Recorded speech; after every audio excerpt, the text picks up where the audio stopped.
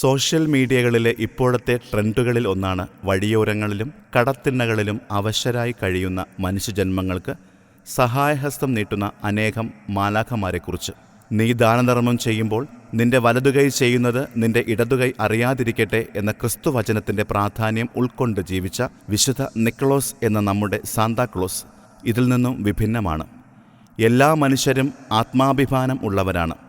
അവരുടെ ആത്മാഭിമാനത്തെ മുറിപ്പെടുത്താതെ അവരെ സഹായിക്കുക എന്നതാണ് സാന്താക്ലോസ് ഉയർത്തുന്ന വെല്ലുവിളി. തൻ്റെ ജീവിതത്തിൽ അദ്ദേഹം മറ്റുള്ളവർക്ക് അവർ പോലും അറിയാതെ സഹായത്തിൻ്റെ പൊൻകരങ്ങൾ നീട്ടി അവരുടെ ജീവിതങ്ങളെ കരയ്ക്കടുപ്പിച്ചു. അദ്ദേഹം നമുക്കിന്നൊരു മാതൃകയാണ്. ശിരസ്സിനു പിന്നിൽ മറ്റുള്ളവരെ പ്രതിഫലം കൂടാതെ സഹായിക്കുന്നവരൊക്കെ പ്രകാശവൃത്തമുള്ള വിശുദ്ധരാണ്. ഈ ക്രിസ്മസ് കാലയളവിൽ ദാനധർമ്മങ്ങളിൽ വിശുദ്ധ നിക്കോളാസിൻ്റെ പാത നമുക്കും പിന്തുടരാം.